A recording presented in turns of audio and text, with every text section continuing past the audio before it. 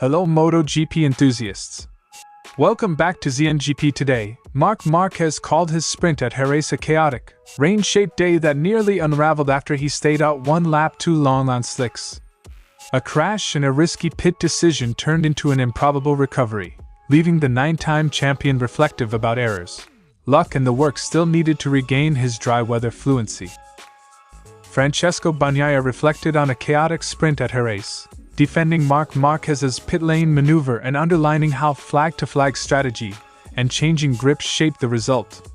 Bagnaia acknowledged his own mistakes, explained rear grip issues that hampered performance, and set out what Ducati must fix for Sunday's feature race. Jorge Lorenzo analyzed Jerez's chaotic sprint, highlighting Marc Márquez's adaptability in mixed conditions while flagging physical signs that suggest the Catalan's shoulder is still affecting him. Lorenzo also praised Marco Bezzecchi's calm mindset and warned that Aprilia's progress makes the championship fight more complex.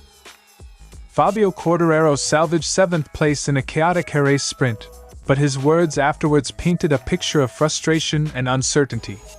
The Frenchman admitted that his Yamaha left him struggling badly, especially in the wet, and that the result was more about circumstance than progress. He refused to criticize Marc Márquez's controversial pit lane re-entry, instead saying that in the same situation he would have reacted the same way. Don't forget to click subscribe button and the bell icon for MotoGP news update.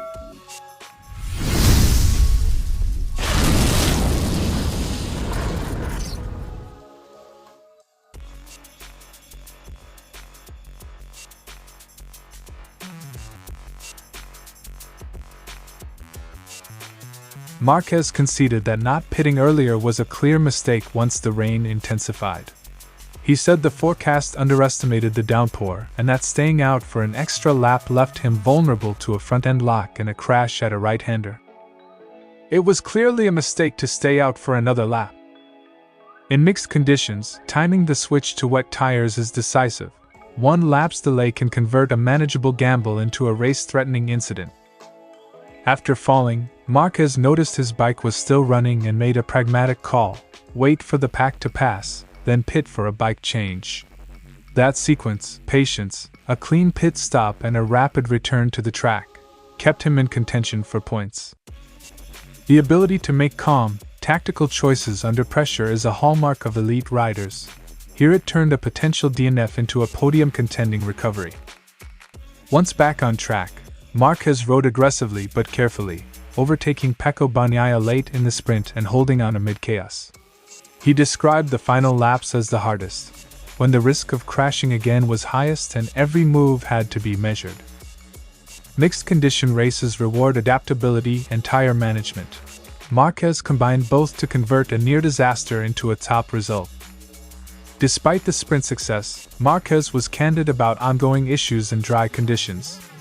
He said he still lacks the fluidity of last season and is working to rebuild feel and body movement on the Ducati. Improved shoulder fitness helps, but translating that into consistent dry track performance remains the priority. I can't ride with the same fluidity as last year. By persevering, we'll try to give 100%. One dramatic wet race win doesn't erase the need for steady progress in setup, confidence, and riding technique on dry days. Márquez framed Sunday's realistic aim as a podium rather than another victory, warning against euphoria after an unusual sprint. He singled out Alex Marquez, Di Giannantonio and Bezzecchi as immediate benchmarks and stressed the importance of measured improvement rather than emotional highs. The Jerez sprint was a reminder of Márquez's racercraft and resilience. The test now is converting that resilience into repeatable dry race pace. Jerez delivered a dramatic demonstration of Márquez's instincts and race intelligence. A tactical pit call after a crash and a composed late charge produced a headline result. Yet the victory also highlighted the gap he still needs to close in normal conditions. The coming days will show whether the confidence from this chaotic sprint can be channeled into the consistent, one-lap and race-long performance Ducati and Márquez both need. The sprint's heavy rain forced split decisions on when to switch bikes. Bagnaia admitted he should have pitted a lap earlier but still salvaged a strong result by adapting to the changing conditions. He defended Marquez's controversial pit approach after a crash, saying the chaotic conditions made limits hard to judge and that Marc's actions were understandable. "I should have pitted a lap earlier." In flag-to-flag scenarios, timing and quick judgment are decisive. Small delays can cost places, while bold calls can yield podiums. Bagnaia highlighted a persistent lack of rear traction as his main performance limiter, describing significant wheel spin and a sensation of the bike pushing due to engine braking rather than grip. He said the sprint revealed the balance issues Ducati must address and that the team will pursue a significant change for the feature race. "I had absolutely no grip. I was losing a lot of traction." Rear-end instability forces conservative inputs and erodes confidence under braking and acceleration. Fixing it often requires geometry, suspension, or engine braking mapping adjustments. The mixed conditions gave Ducati useful data on how the GP26 behaves when grip levels shift. Bagnaia believes the information will guide overnight setup changes and help define what to try in Sunday's race. He also noted clutch launch issues cost him ground at the start, an area to address before the feature. Data from wet to dry transitions is especially valuable. It exposes tire warm-up, traction control, and chassis responses that are otherwise hidden in stable conditions. Bagnaia acknowledged Marquez's superior pace in the sprint and used that as a diagnostic. He knows what to ask the engineers for and where to focus development. He downplayed any controversy over Marquez's pit approach, framing it as a consequence of extreme conditions rather than pure sportsmanship. Clear inter-team benchmarks help engineers prioritize changes. When one rider consistently outpaces a teammate, it narrows the search for effective setup directions. Bagnaia set pragmatic goals: improve starts, restore rear grip, and refine balance so he can exploit Ducati's potential at Jerez. He sees the European swing and more typical tire and temperature conditions as opportunities to convert pace into results. Fixing launch and rear-end confidence can unlock immediate lap time gains and reduce the need for defensive riding that costs positions early in the race. Bagnaia's post-sprint assessment mixes realism with optimism. The podium is a positive outcome, but the underlying rear grip and balance issues remain the priority. If Ducati can implement a significant change, Bagnaia requests, and improve clutch launches, the GP26 should be competitive in Sunday's feature. Otherwise, the team will need to rely on tire strategy and race management to protect points while development continues. Lorenzo credited Marquez for exploiting the unpredictable wet patches at Jerez, combining sharp decision-making with a willingness to ride closer to the limit than others. That adaptability turned a risky situation into a race-winning opportunity. Marc has known how to take advantage of an exceptional situation. Mixed conditions reward riders who balance aggression with margin. Marquez's instincts remain a decisive asset in such races.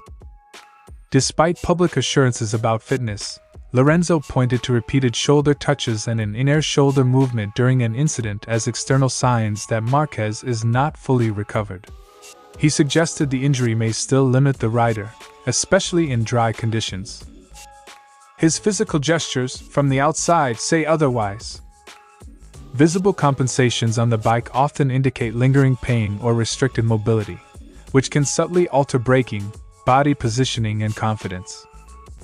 Lorenzo praised Marco Bezzecchi's composed, cerebral approach, calling it dangerous for rivals. He noted Bezzecchi's consistency in long races and his record of consecutive leading laps as evidence that Aprilia has matured into a genuine title contender. A rider with calm race management and a reliable package is a harder opponent to unsettle. Aprilia's form this year reflects both rider and machine development. Lorenzo argued that Marquez's recovery trajectory could be a decisive variable. A fully healed shoulder would restore his previous explosiveness and change the competitive balance, while a lingering deficit could leave Ducati vulnerable to Aprilia's momentum. Rider health is a season-long factor. Even small physical limitations can compound over race distance and across a calendar of demanding circuits. Lorenzo sees Jerez as a snapshot rather than a turning point. Aprilia's strength is real, Marquez's wet race mastery remains intact, but the long-term picture depends on physical recovery and continued development from all manufacturers. He expects the championship to tighten as the season progresses. The European rounds will test durability, setup evolution and recovery. Teams that combine steady development with rider fitness will gain the upper hand. Lorenzo's read of Jerez blends respect for Marquez's racecraft with caution about his physical state, while elevating Bezzecchi and Aprilia as serious threats. The coming races will reveal whether Marquez can regain full dry track fluency and whether Aprilia can sustain its early advantage. For now, the title fight looks more open and more dependent on marginal gains, rider health and consistent development.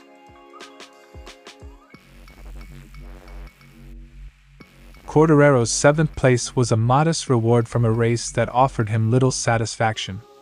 He stressed that without the rain, he would likely have finished outside the top 10, and that the points gained were more a product of chaos than competitiveness.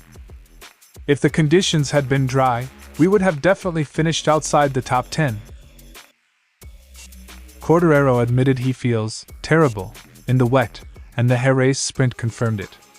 This was one of the first times he had ridden the new V4 Yamaha in rain, and the lack of confidence he already experiences in the dry was magnified. He explained that when a rider is already fighting the bike, adding unpredictable grip levels makes it nearly impossible to extract performance. Quartararo was blunt. The sprint gave him nothing useful to guide Sunday's race. The team has no clear data to build on, leaving engineers to guess at adjustments overnight. He admitted that expectations for the Grand Prix are non-existent, regardless of weather. When a rider leaves a session without diagnostic insight, it signals a deeper problem. Yamaha's lack of direction means they are reacting rather than planning, a dangerous position against rivals who are refining their packages with precision. Quartararo was asked about Marc Márquez's controversial decision to re-enter the pit lane after crashing. He declined to judge, saying that race direction should handle such matters. But he added that in the same situation, he would have acted identically. "I would have done the same as Marc under those conditions." Riders often empathize with split-second decisions made in chaotic flag-to-flag races. Quartararo's response reflects the shared understanding that survival instincts sometimes override textbook procedure. Quartararo's words underlined Yamaha's crisis. The V4 project, intended to close the gap to Ducati and Aprilia, has yet to deliver confidence or competitiveness. Quartararo's struggles in both wet and dry conditions show that the bike lacks a stable baseline, leaving him unable to exploit his natural strengths. Yamaha's challenge is structural. Without rear grip and predictable feedback, even a rider of Quartararo's caliber cannot fight at the front. The sprint result is a reminder that points gained in chaos do not solve the fundamental problem. Quartararo's Jerez sprint was a damage limitation exercise, not a breakthrough.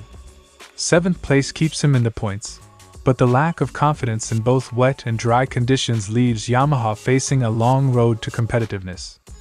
For Sunday, the realistic aim is survival and incremental improvement, not podium contention. Quartararo's frank admission that he has no expectations is the clearest sign yet of Yamaha's struggle to give its star rider the tools he needs to fight at the front. Thanks for watching ZNGP Today, and this is your Moto GP news update. And see you next time!